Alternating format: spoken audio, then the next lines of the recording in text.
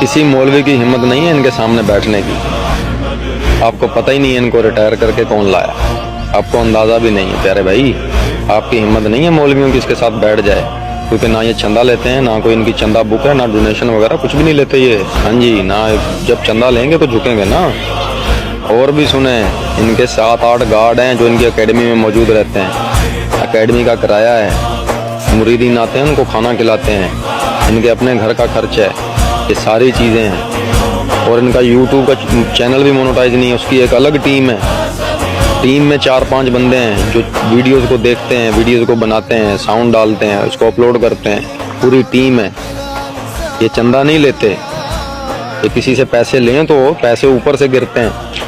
आपको अंदाज़ा ही नहीं आपने पंगा किससे लिया है। उसकी हिस्ट्री के बारे में जाने, वो बंदा कहाँ से आया, उसके बाद पंगा लिया करें। आप नहीं बैठ सकते इसके साथ, पैसा ऊपर से गिरता है छमा छम।